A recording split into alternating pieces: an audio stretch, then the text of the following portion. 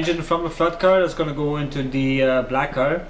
I've removed all the peripherals like the starter, alternator, power steering pump, intake, manifold, fuel rails, the whole wiring harness, flywheel, clutch. So nice and clean now. I left the oil filter neck in there because I don't want anything to fall in, although I could take it off and tape it up. Maybe I should do that. Putting some Gorilla Tape over all the intake ports so nothing goes in there. Also gone ahead and removed the spark plug. So I put the oil cooler back on because when I was turning the engine over, oil was spilling out, and 4 bolts holding it on for now. So put it back on to avoid any more mess that I don't really need. Because I don't really know the history of this car, and I don't know to what extent and for how long the car was underwater. I don't know if water actually got into the engine. When I took the exhaust apart, water came out. There could be a possibility maybe water got in.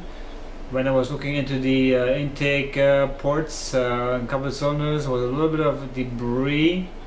Just some dust, fine dust stuff. We'll just use a fine brush and vacuum it out, so that is actually gone. So that looks promising. What I'm going to do today is I actually bought this, but the person I bought it from bought this on Amazon. They call it a endoscope. They call it a borescope. Call it whatever you want. It was cheap. I think it was like 30 bucks, and hooks to your phone actually. So there's a battery pack and I guess the whole module is back here, and the little camera is right here. So I'm going to turn this baby on and put it into the spark plug hole and see what I can find. Hello, hello. Hi world, hi world. I'm supposed to be able to record with this on my phone. It doesn't work very well, so I guess I'm just going to try to capture the images with the GoPro and see how that looks, so you can see actually what I see. So a chance that this engine is not gonna work for this project. A chance that this engine is kaput, pooched, not workable. And then I have 2 broken engines, 2 broken Porsches, and a broken Spirit. I don't know what I'll do after that. Maybe just scrap everything. Anyway, so I'm gonna go from cylinder 1 to 6, and I'm gonna be turning the engine, getting each cylinder to the bottom dead center to give me a good view, or the best view I could possibly get from this piece of machinery here. The camera is not terrible, also not great. I'm looking for anything, debris, corrosion, any kind of deposits, anything abnormal in the combustion chamber. So give me a good view of the top of the piston and a decent view of the cylinder wall. I expect more than that from this camera. Cross your fingers, here's hoping. Upside down. Let's not be upside down. Let's be right side up. Hello. Hello. Hello, everybody. Yes, I need to turn the camera and know what's up. We got my nose. Yep, all there. Well, how am I going to do this? How am I going to do this? This is going to be very primitive. Very, very primitive. Guess I'm doing the best I can with what I have, my friends. I'm going to put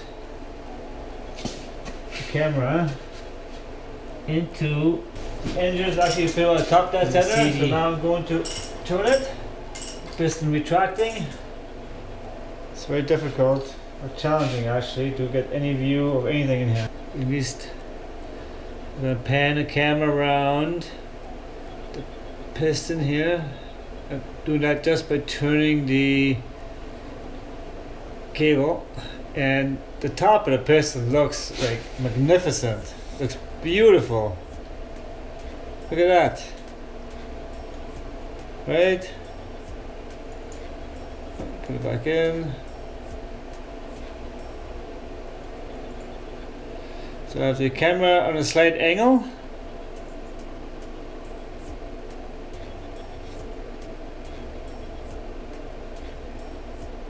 I know, looks pretty good to me. Top of piston is very clean. little bit of debris on there, a little deposit here, but okay, I'm gonna pull the camera out now. It's a 17-year-old car, what do you expect? Okay, so that was cylinder 1. Let's go and go to cylinder 2 here. And back up there, so this piston seems to have some kind of deposit on here. And this is cylinder 2. It is very primitive, so I plan to go in here with my air gun and blast some air in there. Okay, that was cylinder 2. Doesn't look too bad, but not perfect either. Oh, that looks good. Super clean.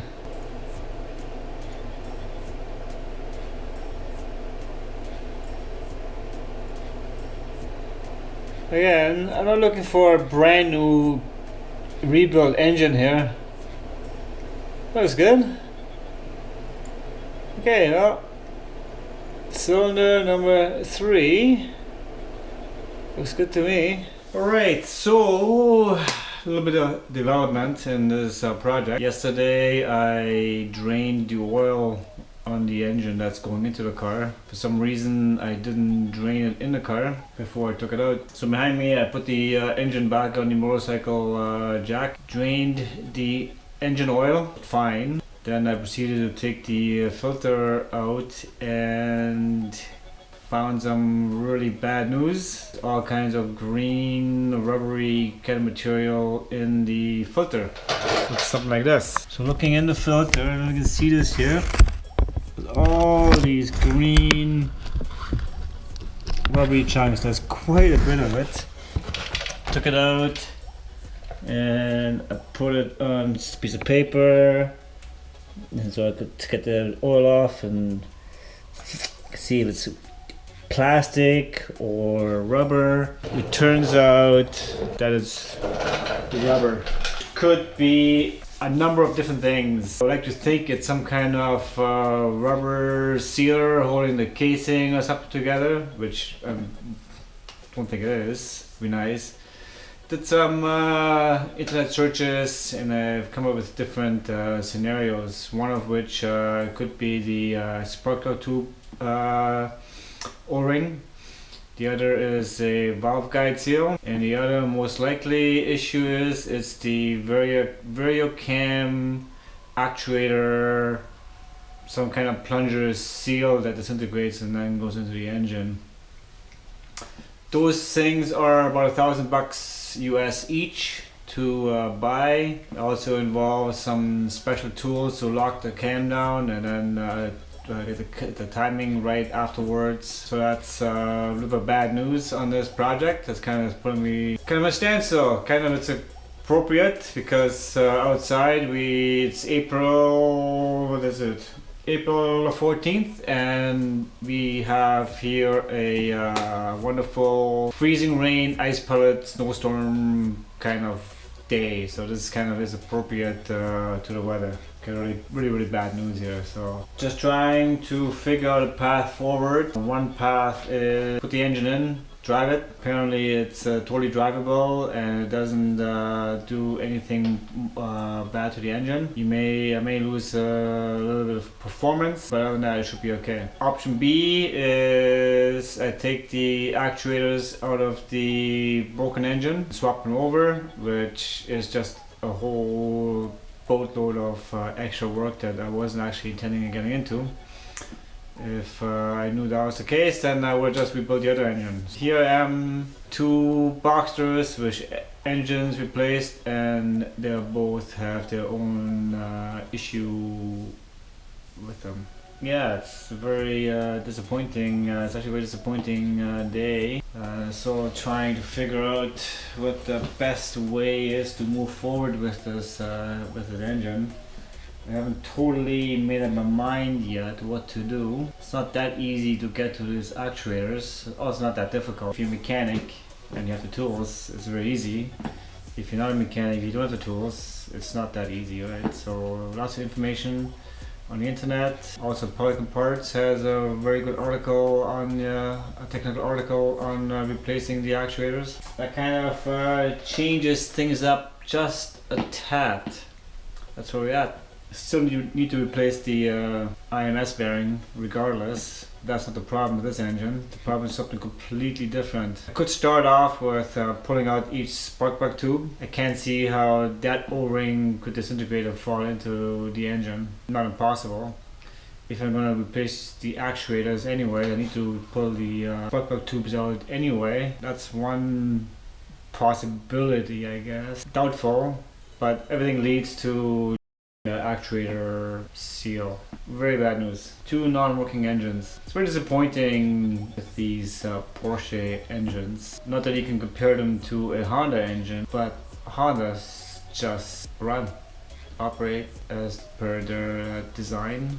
Porsche engines, even if you maintain them, they just seem to be breaking down. That said, I have 2 dismantled Porsches in my garage. The weather's really crappy outside and my everyday cars are outside collecting snow and freezing rain, so to go out I gotta scrape the freaking windows. It's kind of a disappointing day. So I have not really come up with a proper path forward. I'm just thinking of different scenarios. The easiest which would be to just put the engine in the way it is. Change the IMS bearing, put the engine in, and kind of hope for the best. That's one option. That's all I got. Yeah, but I'm not exactly sure what I'm doing here yet, but right now I'm just going to take off the green cam covers. I'm going to start locking up the engine with my trusty tools. Guess one of the first steps is to take off the green cam covers here at the side. So this is the back of the left of the engine. And we're going to take out the cam covers on the other side or right side or front of the engine here to line up the cams for our locking tool. So pointy screwdriver thingy, and poke a hole in here.